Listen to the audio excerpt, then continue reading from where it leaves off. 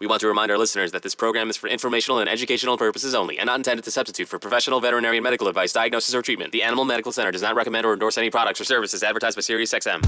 Welcome to Ask the Vet with Dr. Ann Hohenhaus. This is the place to talk about your pets and get advice from the top veterinarian from the Animal Medical Center in NYC. Hear from the leading authorities on animals and give us a call to ask your questions. Now, here's your host, Dr. Ann Hohenhaus. Hi there. I hope everyone is having a good day so far, and I'm glad that you're joining me here on Ask the Vet. I'm your host, Dr. Ann Hohenhaus, a board-certified internist and oncologist at the Schwarzman Animal Medical Center in New York City, the world's largest not-for-profit animal hospital. Today's show is extra special. I'll be talking with Dr. Lisa Weeth, a board-certified veterinary nutritionist who will share important information about how to feed your pet a balanced and healthy diet so that they live a long and full life. And of course, as always, I'll share pet health news and interesting animal stories. At the Animal Medical Center, we keep pet families together by providing the absolute best veterinary care. And we've been doing that for 112 years. Just a reminder to all my new listeners, Ask the Vet is also available as a podcast, thanks to our partnership with Sirius XM Radio.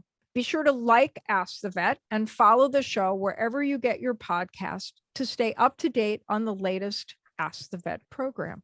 Now, later in the show, I'm going to answer questions from our listeners. But in case you have a pet health question, all you have to do to get your question answered on this show is to leave me a voicemail message on our toll-free voicemail line, and I'll answer your question on next month's Ask the Vet program.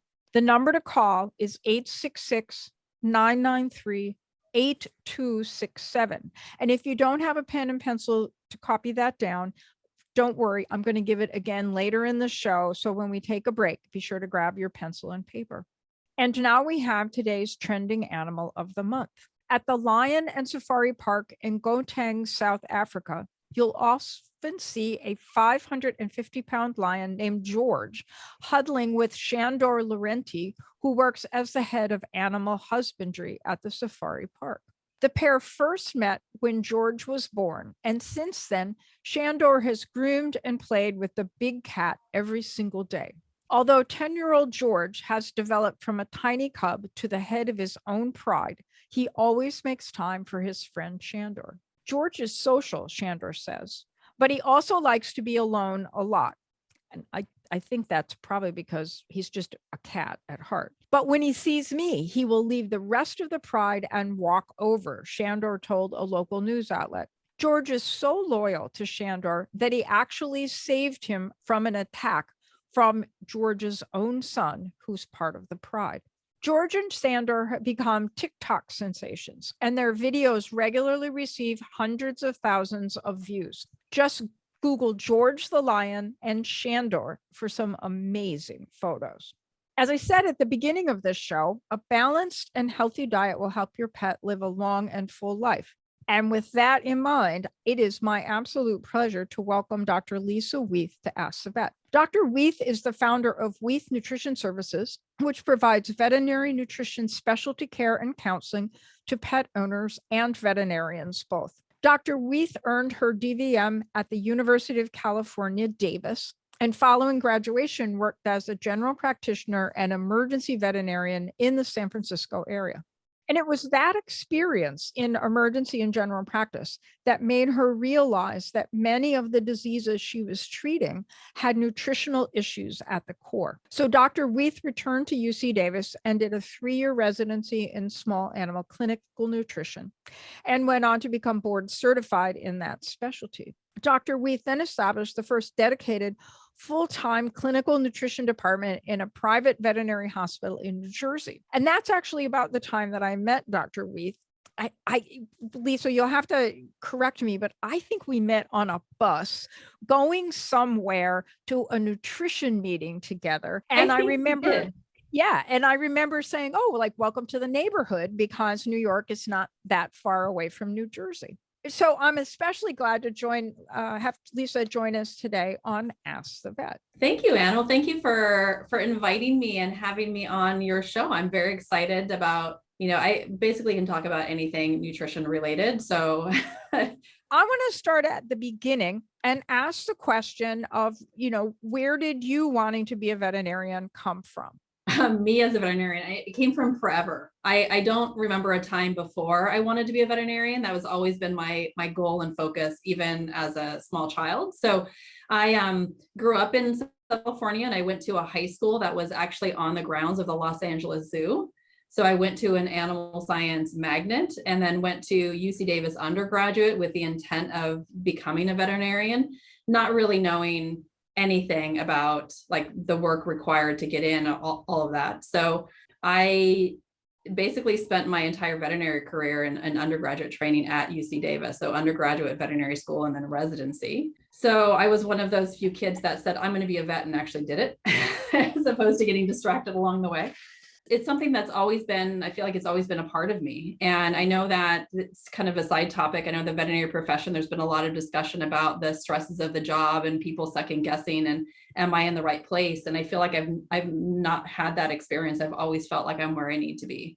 I agree with you. I went through a phase where I didn't want to be a veterinarian, mostly because my friends made fun of me because that was not a girl. It was, I'm a bit older than Lisa, and it was not a girl job then. And so people made fun of me wanting to be a veterinarian. And so I kind of like backburnered that, at least publicly. Privately, it was probably always there. And it's been a great it's a great multi-decade run on my hand. So did you have like a ton of pets, or did you couldn't really take pets home from the zoo school? So we couldn't, but I collected basically, neighborhood strays, and was able to have parents that were very tolerant of me having lots of animals as long as I took care of them. So, I had the small pocket pets. I had, mice and hamsters and rats. My mom drew the line at snakes. I really wanted to have a snake when I was a kid. That was kind of the line for my mom, but cats and dogs were always part of my life. Yeah, our house too, we were always scooping up, we had a house on a lake, so we were always scooping up aquatic things, and we would have frogs in boxes and turtles in the backyard. And we did chicken for a while because my brother's class hatched an egg, as a class project, and then the chicken came to our house. So the same at our house. But we would have a lot of our pets were repurposed wild animals that we scooped up. My father would draw the line at things that might carry rabies. That was really like raccoons were not on his not list allowed. that we should be bringing home. But other than that, we did the same thing. We had it all with lots of litters of puppies. Oh, yeah, puppies. Did you have puppies? Kittens? We did. Well, usually it was my parents, my mom especially, was just as bad. So, the pregnant stray that's hanging around her work, she would end up taking home, and then we would have puppies until we found homes for them, and then get everyone, spayed and neutered. So we always had animals, and it's something that's always been a part of my life. So when we moved from California to New Jersey, the animals came with us. When we moved to New Jersey, from New Jersey to the UK, for my husband's job, the animals came with us. So everyone makes the journey together because they're all part of the family. Hey, it's a lot easier to get animals into the UK these days. Yes. It used to be that your pet had to have a blood test after the rabies vaccine, and then there was the quarantine and blah, blah, blah. And now you have to plan ahead. But it is, I've gotten 2 pets into the UK in the last 6 months. A lot of work, a lot of double checking rules and regulations. But for listeners out there, it's possible, but not easy. Start early is really the answer to that question. Exactly. You can't just kind of rock up to the airport with your animal in hand and a ticket and say, let me in. Let's go to London. Bad idea. Bad idea. And there's a whole order of things too. So yes, there's definitely an order of things. So then from veterinarian in Davis to nutritionist, how did that shift occur? So I don't think I would have ever thought about being a nutrition specialist. Probably, the people I knew that were nutrition specialists mostly worried about like forage and hay, like livestock or research. Yeah. Well, so part of it was that, so the nutrition college as a specialty has been around since 1988, but predominantly it was that the individuals who went into that specialty it was a combination PhD residency. So you went into research, you went into, pet food or academia, and no one was really in a specialty practice setting outside of a university for the most part. There was one of the members of the college who was up at Angel Memorial, but she would see like 2 half days of appointments and then mostly research and training and teaching. But when I was a vet student, I needed a job because I was a working student to pay for everything. And I ended up getting a job with one of the pet food companies as their student rep because it provided food for my animals. So I got a discount on the cost of feeding, and it had a little bit of a stipend. So kind of it helped. And as part of that, the company that I worked with actually flew all the student reps to their headquarters and got to tour the facility and learn about a little bit more about the industry, the pet food industry. And they also had a conference that they put on every year where they invited basically every member of the nutrition college would come to this meeting. There were AFCO officials there, and it was a very non-branded, it was just a general nutrition meeting, but it was at a higher level than what I got in vet school. And I was impressed by the knowledge that everyone had, the kind of depth and breadth of the field that I hadn't appreciated until then. And so I really got this insider's view of what the field of nutrition looked like. I still, at that point, I was planning to go into general practice. That wasn't doing a residency was not something that was on my kind of 5-year plan agenda. I'm usually working on a 5-year, like, what am I doing for the next 5 years?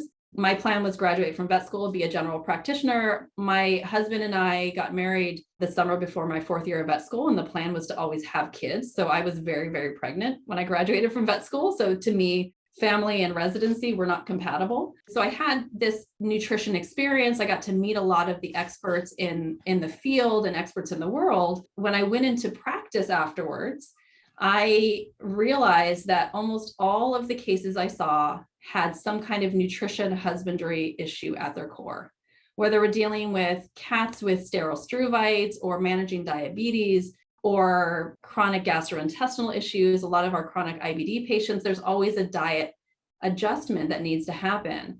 And so for me, I worked with the nutrition department as a vet student. I really enjoyed the year I was a senior student was the first year that Davis had a clinical rotation for 4th year students. So I got to see a little bit of what that would look like at a university setting in terms of seeing patients and seeing clients and counseling them on diet changes. But again, never really thought about putting that into practice outside of a university until I got into general practice and saw that there was this kind of need from a client base too. I remember one owner very distinctly where she was a new cat owner, and she came to me with a nutrition book that she had bought at one of like Barnes and Noble or Borders when they existed. I can't remember what bookstore. And she brought it into me and she laid it on the counter next to her cat's carrier and said, I want to know, there's so much information. I just need to know, who do I talk to about how to feed my cat?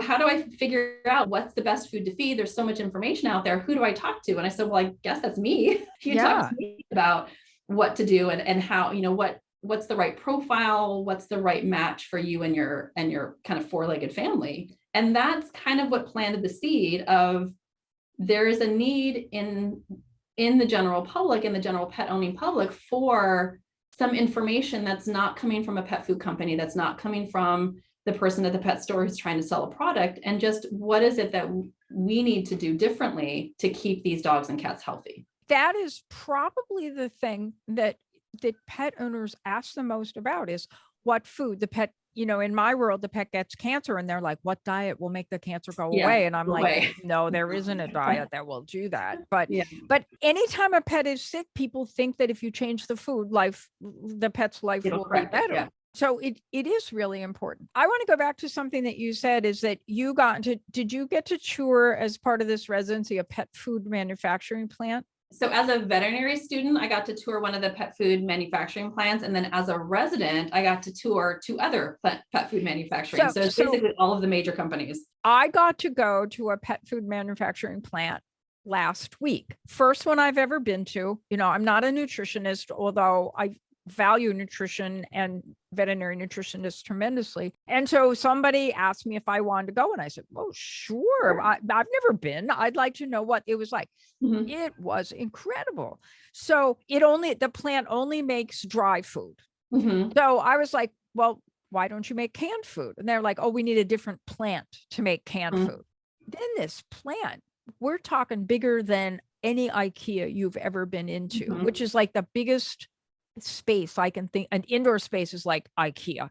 And or maybe it's like as big as an indoor hockey rink. I mean, it was Mhm. huge.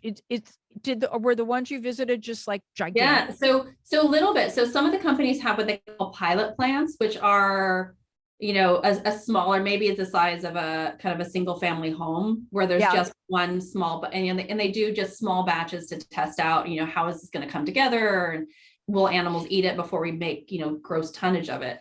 So I've been to some smaller plants, but I've been to some of those larger plants, and they really are impressive. And Yeah. this plant got chicken, frozen things of chicken the size of a smart car, and it comes this big thing, this Yeah. cube shaped thing of or chicken or whatever you're making. You just get. I was like astounded. Of course, how stupid was I? I mean, what did I think, that you were going to get like a 5-pound box of chicken and make it into cat food? But I was just stunned by the scale of the operation. I was also stunned by nothing comes in until QA checks it out. Mhm. And then it comes in, and then QA does something else to check it out differently. And then every time they're making food, they're checking it out and saving food. They say this company saves food. I suspect everyone does this, saves food until the best buy date expires on that lot of food, because then if your dog gets sick eating food, they can go back and say, well, we don't find any X in Yeah, this. It's a exactly. problem. So they must have little bags of food all over, They do. piles of them. And that's usually when I talk to owners. So one of the more common questions I'll get from pet owners is, what food do I feed? And I don't necessarily have a preference for brand. I look at what is the quality of the company. Do they make their own foods?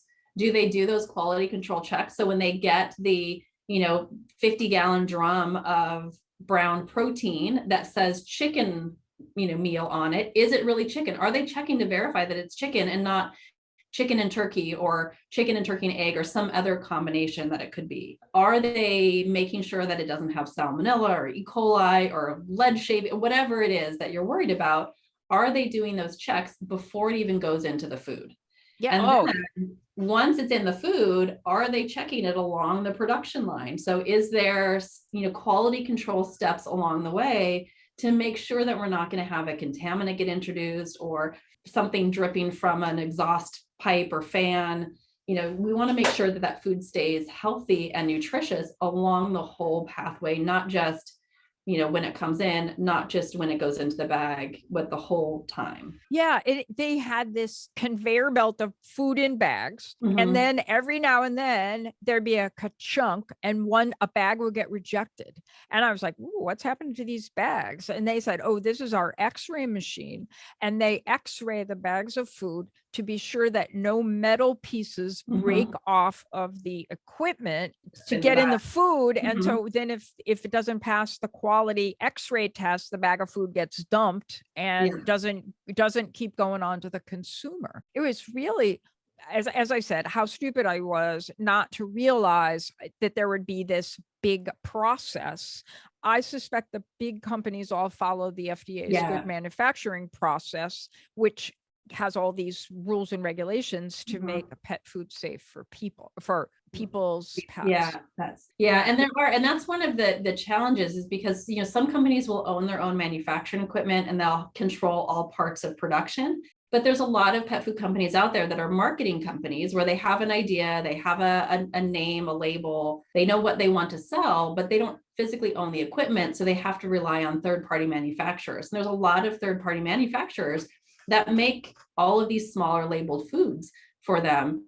And so then the onus is on the brand to do those additional checks. So you've got to do this extra step. And some companies do that. Some companies will have third-party audits of their manufacturers, their contracted manufacturers, and some of them rely on the third-party manufacturer to just do all of those things without double checking. So the plant I visited not only does their own testing, but also sends out their food to a third party and has other tests done. But how do I, as a pet owner, know that the company is doing this kind of stuff to make sure that my food for my pet is safe? Yeah, it really is difficult. And that's one of the challenges with the pet food industry is I feel like it's a little bit of a buyer beware market, but the buyers don't know that they need to beware. So they're relying on the food to be healthy and nutritious in the bag. So I usually tell people there's a couple of clues on a pet food label. So companies that own their own equipment. So if it says, Dr. Weeth's pet nutrition brand, it'll say this food is made by Dr. Weeth's pet nutrition brand.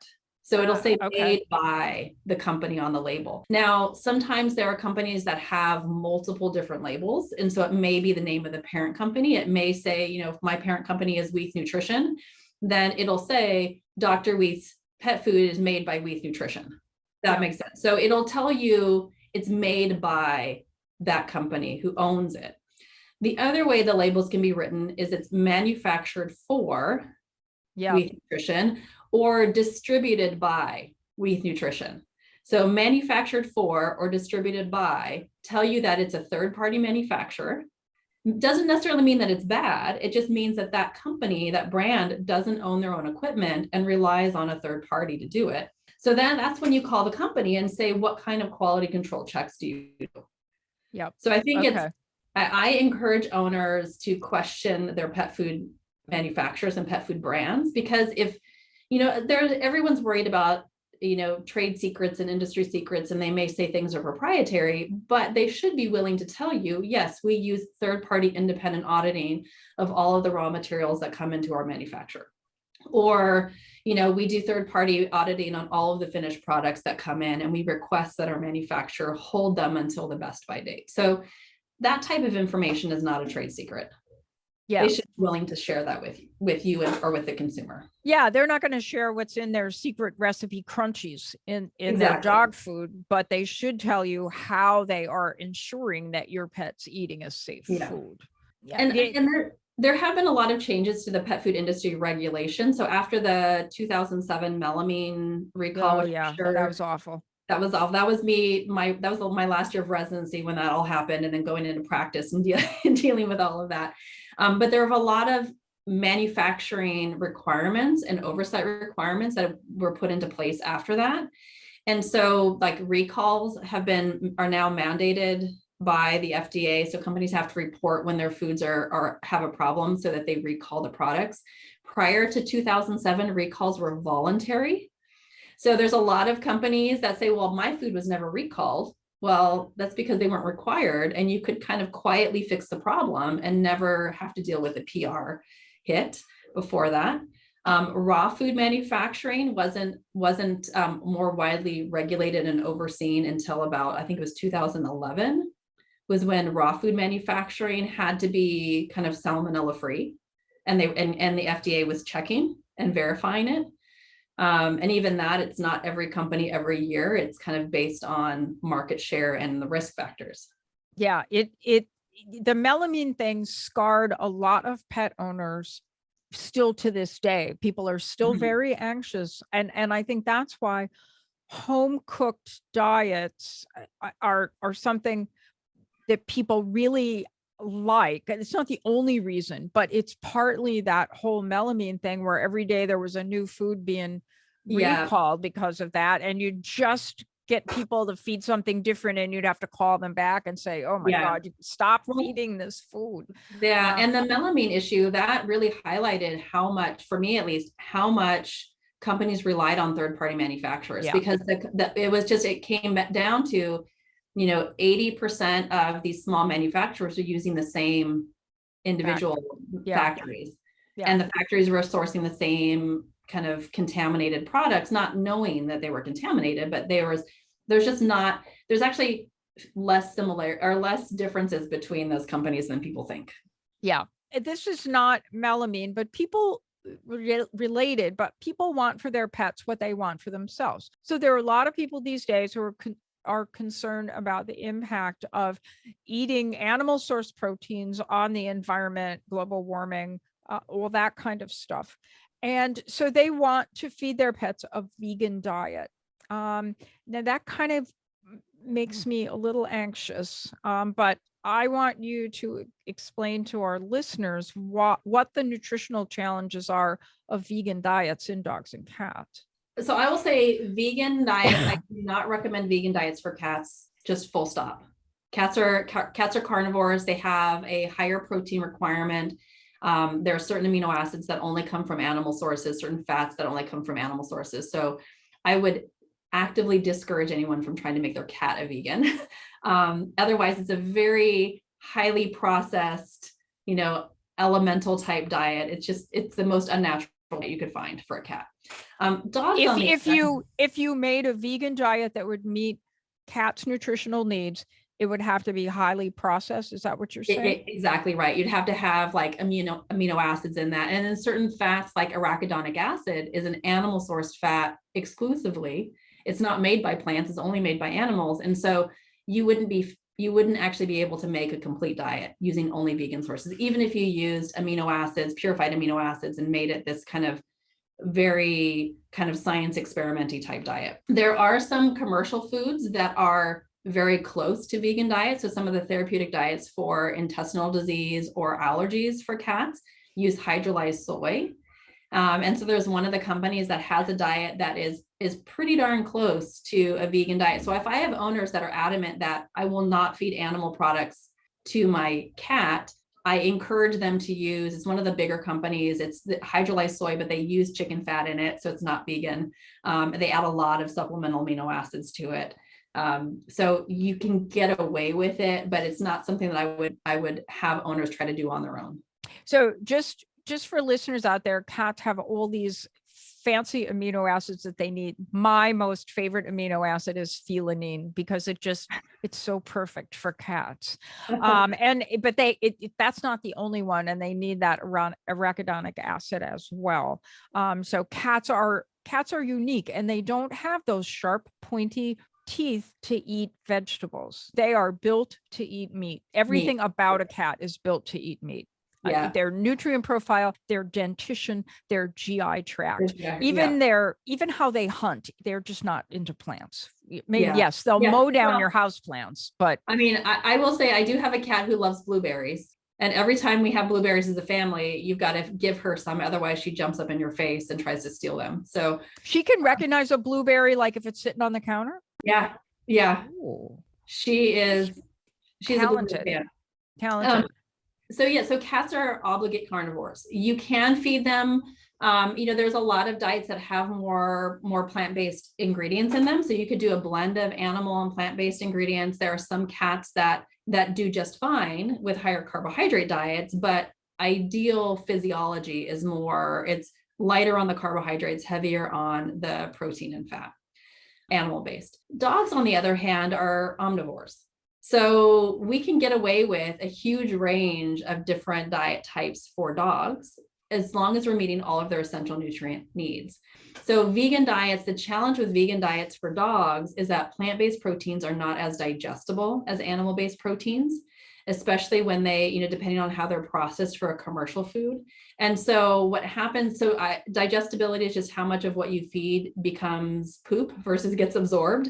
And so I tell owners that if you're feeding them more of a plant-based diet, your dog's just going to defecate more frequently. Like it's going to be larger, more voluminous compared to one that's on more animal-based proteins. And as long as they're able to absorb the essential amino acids, those building blocks of protein, and the rest of the nutrients, you're fine. Like it's just more to clean up. But we still need to make sure the diet's balanced. So there are some breed differences in some of the essential amino acids. So methionine and cysteine are heavier in the animal proteins than in plant-based proteins. So those are required by dogs. And so we need to make sure that we've got a blend of proteins that have enough of these essentials in them to meet their body needs. So I guess what I'm trying to say is that dogs and cats need nutrients, not ingredients. And so as long as we can meet their nutrient needs, whatever the ingredients are, we can make it work. It's just challenging, especially from a home cooked diet or home prepared diet standpoint, is that I'll see a lot of owners who think, well, I can, there's all these fresh food diets that are on the market, and this is pretty easy. It's more expensive to have someone else cook for me, so I'm just going to do this myself. And they mimic the appearance of the diet, but they forget about the vitamins and minerals. So they forget about some of these essentials that may not be coming in from those fresh food, whole food ingredients. And then we create some nutrient deficiencies that can have pretty lasting impacts and negative impacts on animals. So let's shift a little bit and ask the question about raw food. You mentioned that at the beginning, that raw food is more regulated than it was in the past. Does that make it a thumbs up or thumbs down? So I still have concerns about raw meat diets from a food safety standpoint. So I worry about, so there are some commercial raw meat diets that do a lot of quality control checks, and you're screening for salmonella and E. coli and listeria. Basically, the bacteria that can cause food poisoning in people can cause negative health effects in dogs and cats.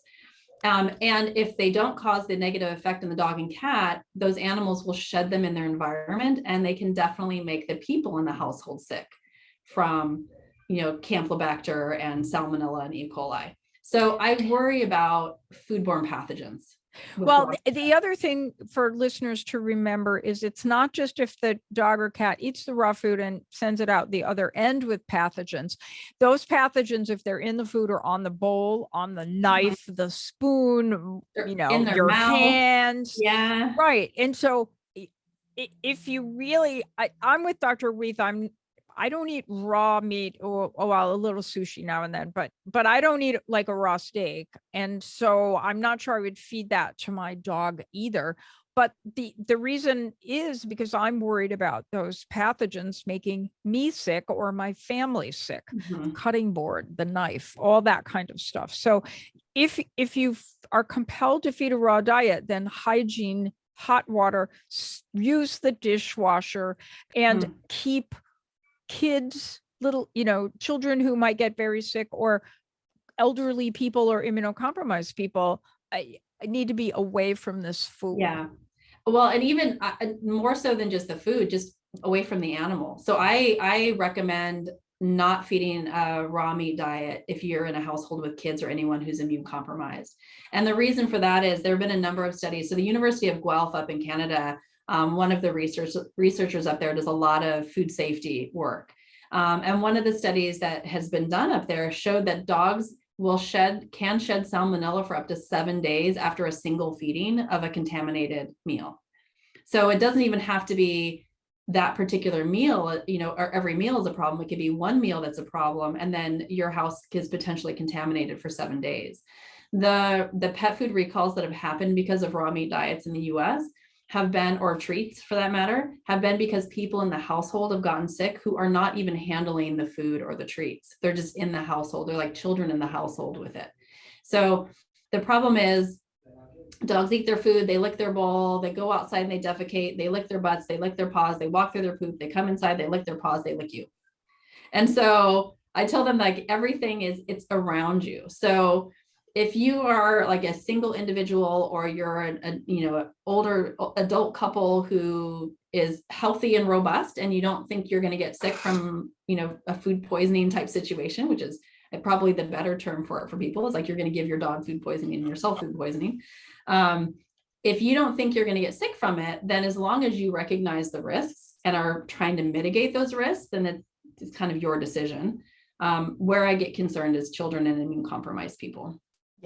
Yeah. Because kids are down on the floor with the dog, with their fingers in the bowl. It's just children and pets are unpredictable. Yeah. And they're wonderful together, and they can be deadly together as well. So yeah, it's a challenge. There are some commercial raw meat companies that do what's called a high pressure pasteurization. So they use, instead of using heat as a kill step, they use pressure as a kill step. And that seems to be pretty effective. So if I have people who want to feed a less processed food, but they don't want to make it themselves, and they want to do one of these raw meat diets, I kind of try to direct them to the companies that do this HPP, this high pressure pasteurization process. And it'll say that on the label? It'll say that on the label. And so that way, okay, it's at least had that initial safety step, because the fact of the matter is even dry foods can have inadvertent contamination. And so that's why the FDA is checking them, and they have regular swabs and they're looking for it, because when you're in a plant, we have to be careful that there's not raw meat contaminating the cooked process, or birds on the loading dock pooping on the bags, or whatever it is that can cause it. And so dry food is not 100% perfect either, but it's a lot less risky than a raw meat diet. And a raw meat diet that's gone through that high pressure pasteurization is a whole lot less risky than a raw meat diet that has not. So the dry food diet, for the listeners, the dry food has dry ingredients and meat ingredients, and the two are, at least in the plant I visited, the two are separate. Mm-hmm. And then they get mixed together in a container that cooks them, and then they get pushed out through what's called an extruder to make the little nuggets that you're used to feeding your pet. And so dry dog food or cat food is cooked before it turns into those nuggets. And that's the process that makes it safer, is the cooking process, missing in the raw food diets. Yeah. We just have a couple of minutes left here. So I've done all the question answering for Dr. Weeth. So I want to know what you think the public should know about pet food. I got all my questions asked. What do you think people should know that I didn't ask you? I mean, I would say the one thing that I think is important to stress for pet owners is that the pet food industry is a business.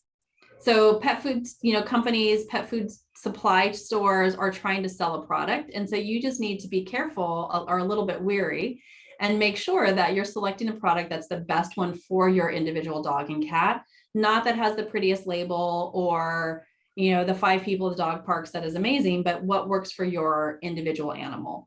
And so we want companies that do their due diligence from a safety standpoint. We want to make sure the diets are complete and balanced, so that your your dog or cat is getting all of the essential nutrients it needs.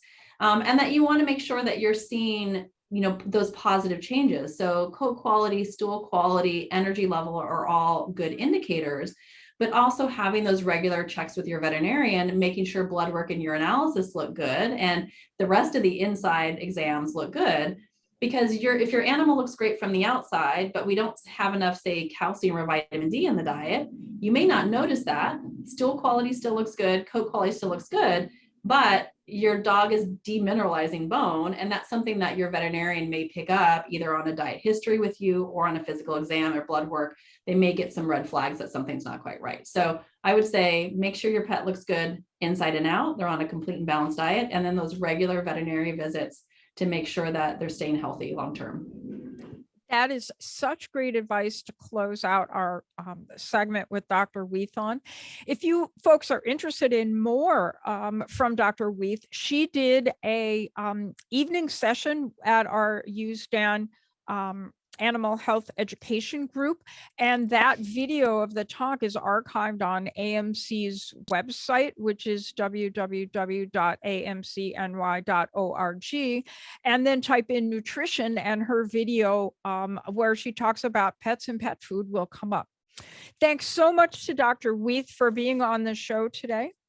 If you have a question about your pet's health, just call and leave me a message. I'll answer your questions on next month's show. That phone number, 866-993-8267. Again, 866-993-8267. We'll be right back after a short break, and I'll tell you our animal news stories for the week. Please stay tuned. It's time for Animal Headlines, the biggest animal news from across the world. Welcome back to Ask the Vet here on Sirius XM channel 109. And now it's time for the animal news. Our first story comes from Baltimore, Maryland. where the art scene is considered top-notch. But it's not just the humans who are creating the masterpieces. At the Maryland Zoo, the animals are getting in on the fun, and it's called Artwork by Animals. According to Mike McClure, general curator of the Maryland Zoo, painting for animals is an extension of what we are teaching and working with them on a daily basis. Elephants, rhinos, giraffes, and even penguins are creating paintings using carefully thought out movements that stimulate those animals' brains and help train them to participate in their own health care. Here's an example. An elephant steps on a canvas to make a paw print, and that's the same movement that the elephant needs to make to stand on an X-ray plate so that their foot can get X-rayed. The best part of this artwork is all the prints are sold with 100% of the proceeds going to animal care, education programs, and wildlife conservation for endangered and threatened species. Want to see some of these? Just Google animals painting at the Maryland Zoo. Our second story comes to us from across the pond, the big pond, that is, the Atlantic Ocean. There are two mice families that live in G.S. Robinson's neighborhood garden in Yorkshire, England. It's hardly newsworthy, except that he built each mouse family a special house, a little mouse house, and gave each mouse family a name. They're the honeysuckles and the brambles. And for the better part of each day, G's hand feeds flowers from his garden and talks to the mice while he live streams it. People can't get enough of G's and his little mice. Over 50,000 TikTok followers regularly tune in to watch these little creatures.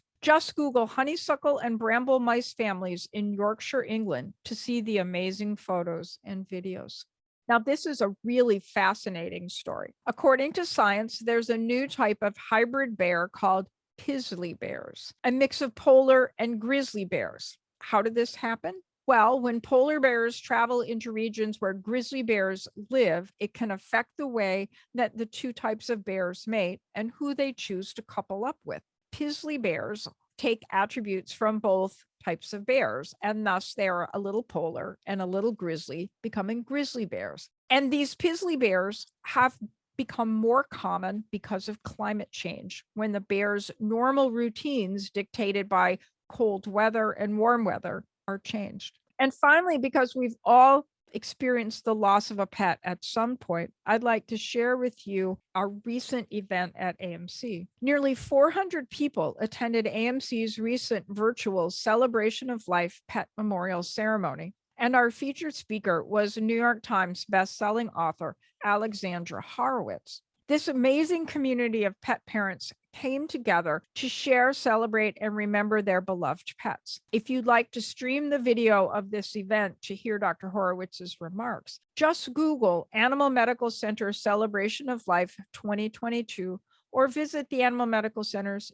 YouTube page. As a special note, for families with young children experience recent pet loss, there are some wonderful children's books that can help. Just Google moms.com and 12 books to help a young child cope with pet loss. Now, I think it's time for us to take questions from our listeners. But before we do that, I want to be sure that you have the number to call in so that you can have your questions answered on next month's show. That number again is 866-993-8267. And we've got some emailed questions today.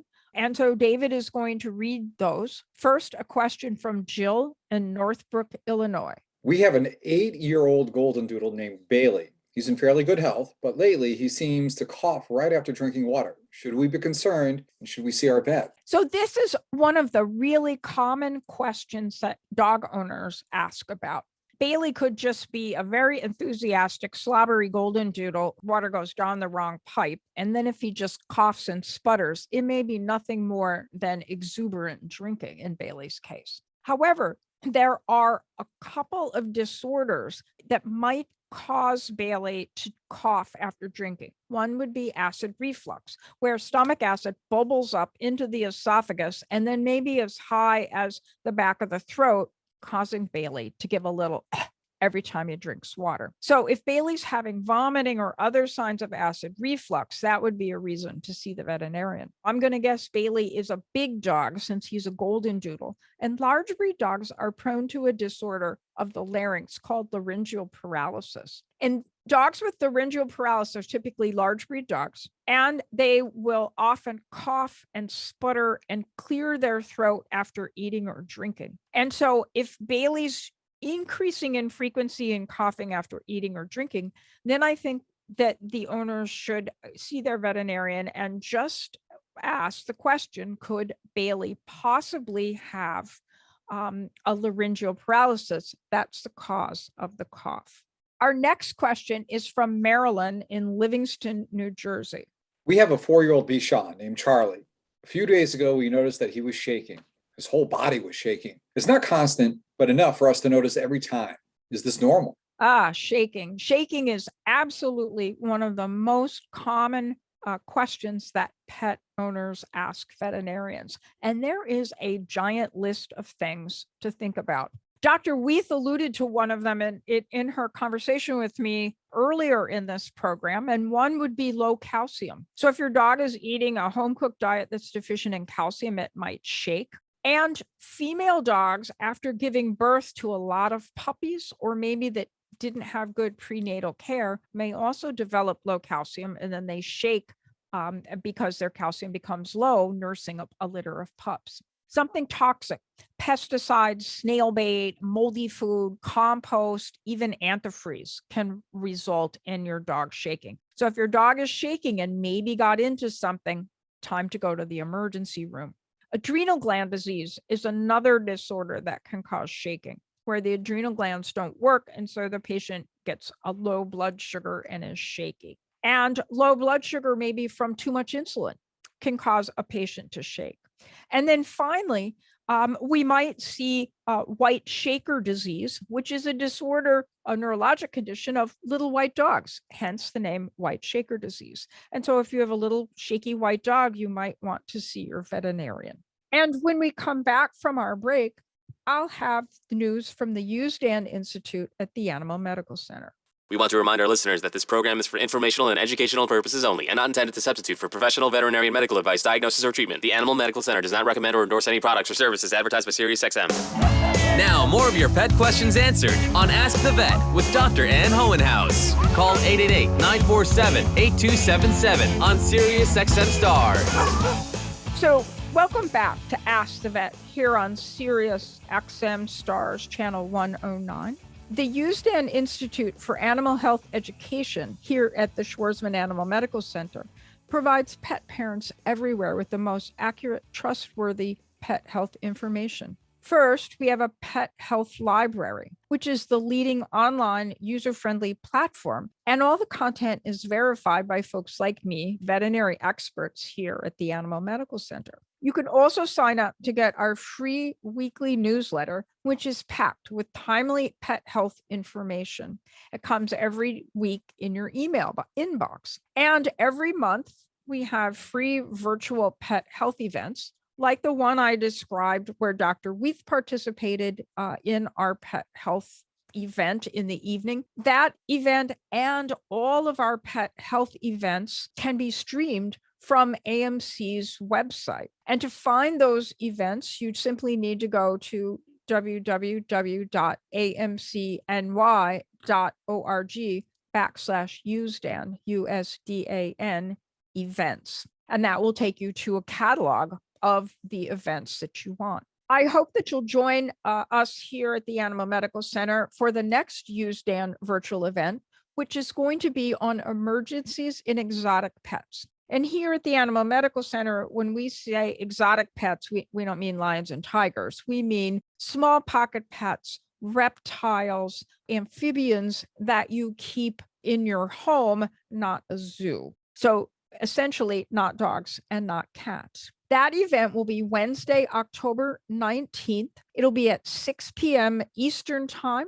And Dr. Latoya Latney, who's a senior veterinarian, a specialist in zoo and reptile medicine here at AMC, will review medical emergencies in exotic pets. If you attend her event, you'll learn how to recognize the signs of an emergency, how to handle and transport an injured exotic pet, and the basic first aid that can help your pet on the way to the veterinary ER.